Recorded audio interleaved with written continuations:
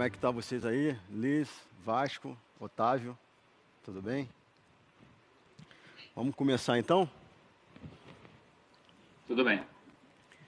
Inicialmente, vocês poderiam compartilhar como que as instituições que vocês estão representando hoje têm se posicionado em relação à Agenda Verde? A gente, só para organizar aqui, pode começar com a Liz, depois vai o Otávio e termina com o Vasco. Por favor. Obrigada e boa tarde a todos e todas aqui presentes neste evento, cujo tema é tão caro para o Reino Unido. Gostaria de cumprimentar os parceiros da mesa, José Alexandre e Otávio, e também de agradecer à XP pelo convite e pela organização do evento. Em relação à Agenda Verde, o Reino Unido está buscando liderar pelo exemplo, principalmente no papel de anfitrião na Conferência do Clima este ano, a COP26. Temos começado arrumando a nossa própria casa. No ano passado, o primeiro-ministro Boris Johnson anunciou um plano para fomentar uma revolução industrial verde. Este plano busca acelerar a transição para zerar as emissões líquidas de gases de efeito estufa no Reino Unido. Inclui o fim da venda de novos carros a gasolina e diesel até 2030, e também mudanças na maneira como as pessoas aquecem suas casas, além de novas medidas para nos tornarmos um líder mundial na captura de carbono. Este plano também inclui a mobilização de 12 bilhões de libras em investimentos do governo para criar e apoiar cerca de 250 mil empregos verdes, com a expectativa de que o setor privado mobilize adicionalmente o triplo desse montante até 2030. E nós estamos construindo essa estrutura sobre bases sólidas. Entre 1990 e 2018, o Reino Unido reduziu as emissões em 43%, enquanto a economia cresceu 75%. No ano passado, legislamos para emissões líquidas zero até 2050. Fomos o primeiro país, entre as maiores economias, a definir uma meta legalmente. Continuaremos a acelerar a transição para um crescimento limpo em casa e trabalharemos com parceiros para apoiar esse movimento internacionalmente. E posso falar mais depois sobre a nossa atuação no palco internacional. Obrigada.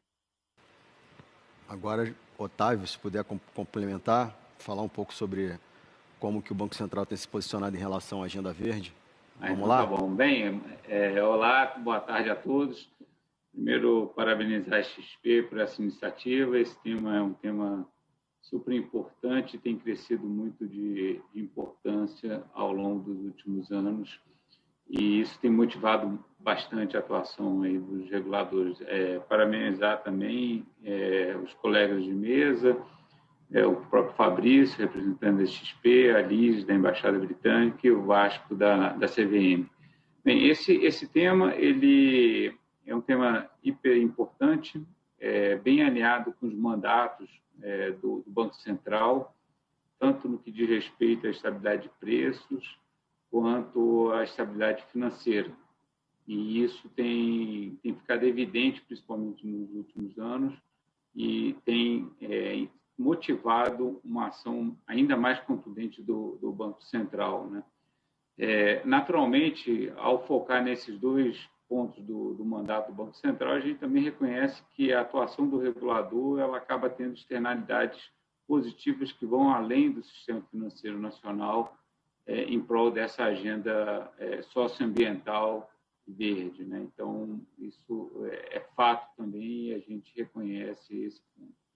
Eu te diria que, no campo da estabilidade financeira, o Banco Central ele é um pioneiro nesse assunto. Se a gente der um passo atrás, vamos lembrar que, na época de 2012, o Banco Central lançou a iniciativa de criar uma política de responsabilidade socioambiental. Essa política de responsabilidade socioambiental foi implementada em 2014 e ela, na época, foi um marco para a comunidade financeira internacional, tanto que a gente foi demandado muito para explicar qual era a nossa intenção na questão do risco climático. E aí eu vou aqui falar um pouco do conjunto da estabilidade, do aspecto da estabilidade financeira, principalmente no risco climático e também no risco social. Bem, o risco climático, como mencionei, ele ganhou muita evidência nos últimos anos, e a sua importância para a estabilidade financeira, tanto nos seus dois componentes, tanto na questão do risco físico, que são aquelas perdas financeiras decorrentes de maior frequência de eventos extremos, e a gente tem vários exemplos disso no Brasil e no mundo, como a questão de secas, enchentes e temperaturas extremas. Um exemplo claro, temos São Paulo, em 2015, quando a seca de São Paulo criou uma série de implicações para o sistema financeiro, tanto na sua operação, nas suas operações ativas, seus créditos, seu relacionamento com empresas, principalmente aquelas empresas que demandavam consumo de água e tiveram que ter planos de contingência. Então, você tinha aí um risco de crédito envolvido, se a instituição financeira tivesse exposta a esse tipo de empresa, até como um risco operacional próprio. E, naquela ocasião, várias instituições financeiras chegaram a cogitar sites alternativos em outras cidades, caso o problema da seca se prolongasse e tivesse restrições ainda mais severas do que a gente teve em 2015. Né?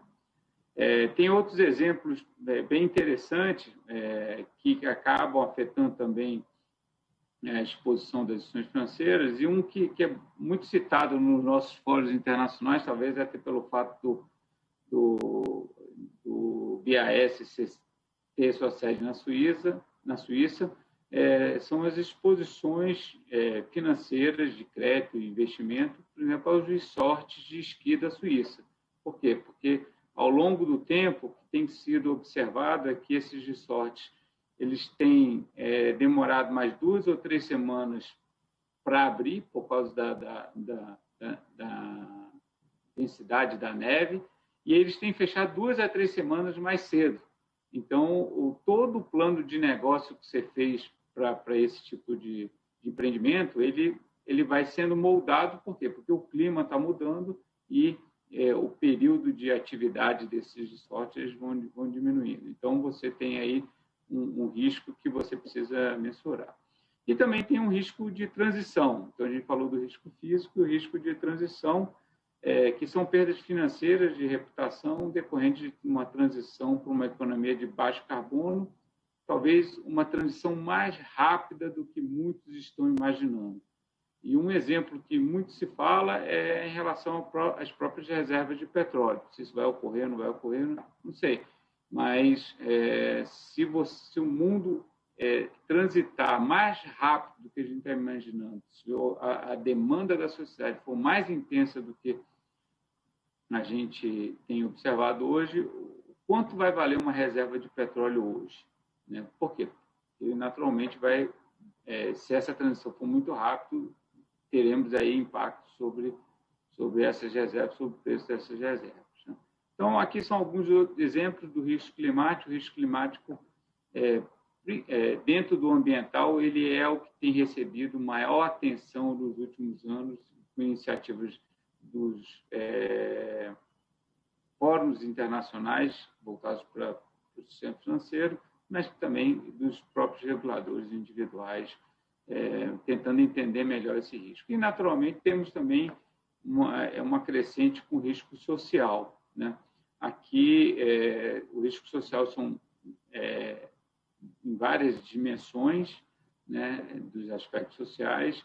E um ponto que eu cito, assim, ele é um risco que acaba você tendo que monitorar e ter todo o cuidado para toda a instituição financeira. Então, se a gente recorrer aos noticiários aqui do Brasil mesmo, recente, a gente vai ver que empresas financeiras e não financeiras tiveram que lidar com aspectos relacionados ao risco social recentemente, e isso muitas vezes decorrente de posicionamentos de contratados e em alguns casos decorrente de posicionamentos de próprios membros do board do próprio corpo diretor executivo da empresa ou da empresa financeira ou não financeira. Então, é um aspecto que tem que ser uma cultura para toda a sociedade, porque o risco pode vir de diferentes fontes. Okay?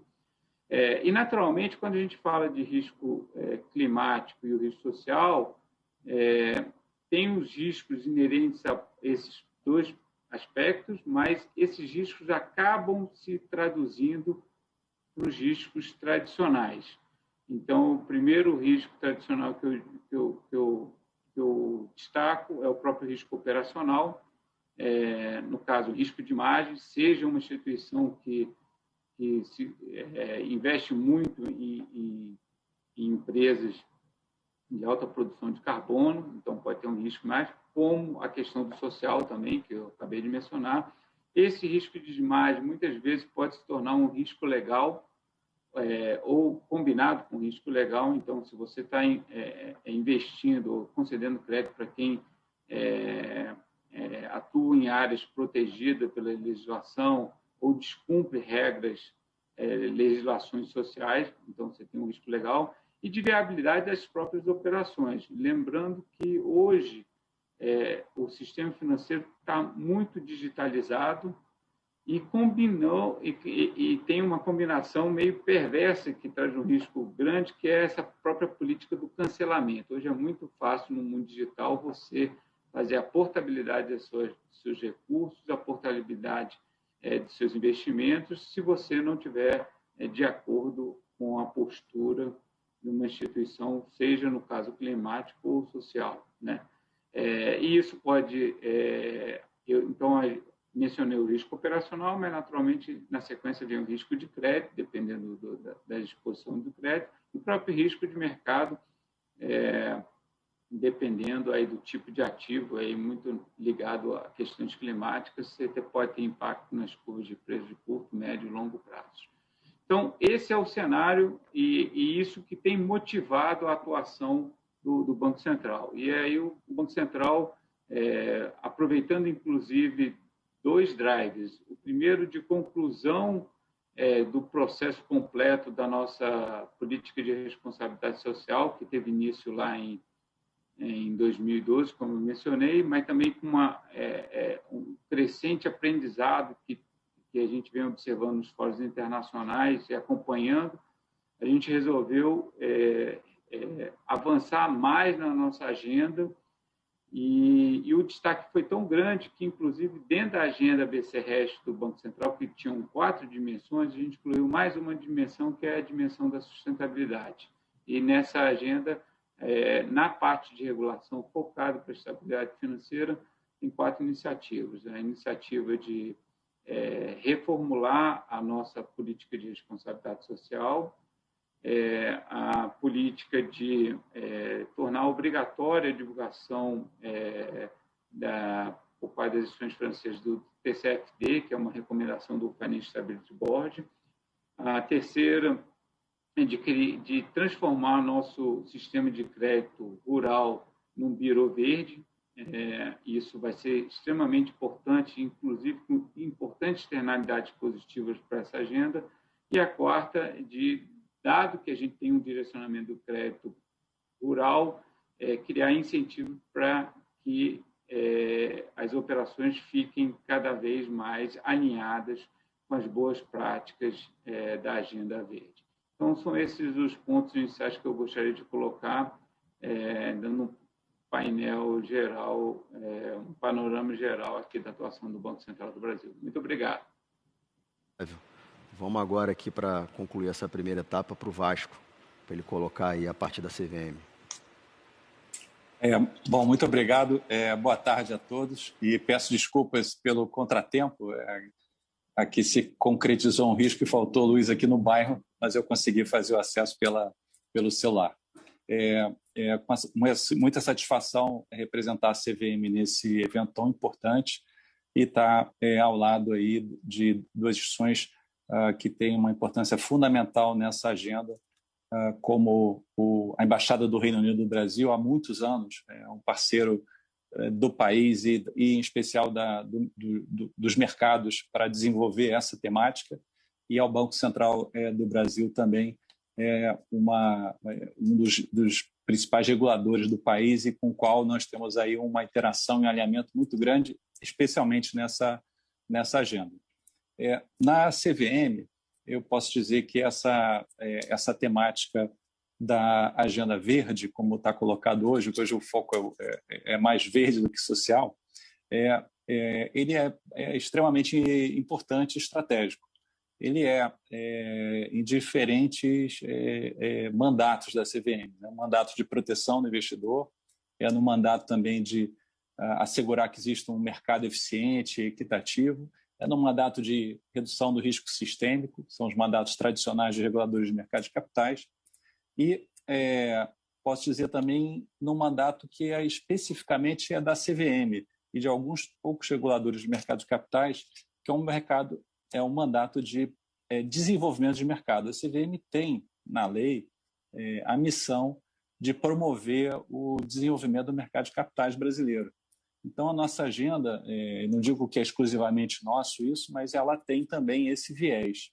E um outro mandato que eu diria que não é um mandato informal, mas amplamente reconhecido, especialmente a partir de 2019, quando os reguladores europeus, tanto os bancários como os de seguros, quanto os de mercado de capitais, em conjunto, aprovaram um documento ressaltando o papel dos reguladores financeiros, em geral, de serem innovation facilitators, então de promover a inovação. E o que inovação tem a ver com a Agenda Verde? Para nós, tudo.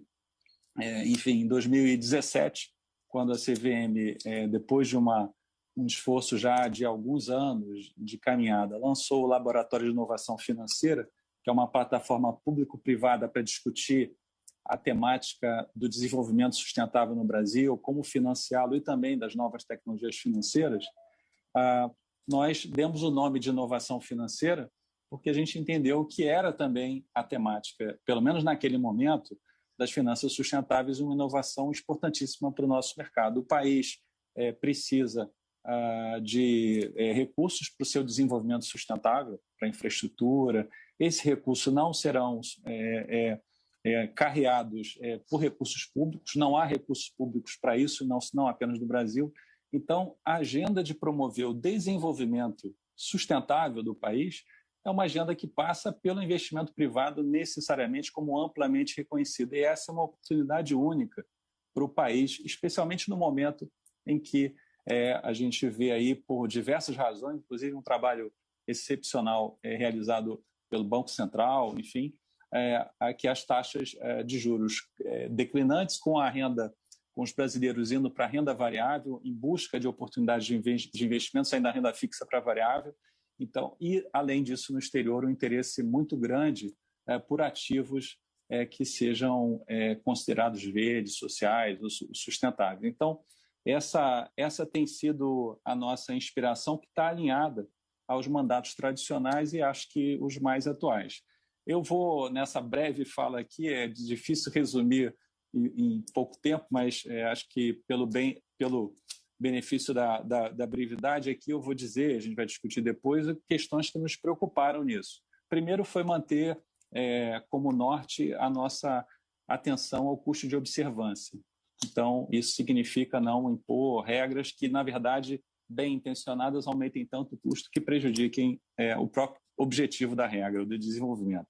O segundo aspecto também alinhar o que está acontecendo no mundo. O Brasil, nessa temática, e nos mercados financeiros, e de capitais especialmente, ele está totalmente integrado ao mundo e talvez não seja adequado uma solução específica. Claro que elas precisam ser adaptadas, precisam ser consideradas, mas a gente não pode estar distante disso. Então, como os demais reguladores, nós temos uma presença ativa e somos protagonistas em alguns fóruns para entender, inclusive, como essas taxonomias podem ser aplicadas no Brasil. Então, dando espaço para que o mercado se desenvolva, faça suas escolhas e que essas medidas, eventualmente até de taxonomia, sejam adotadas no momento certo.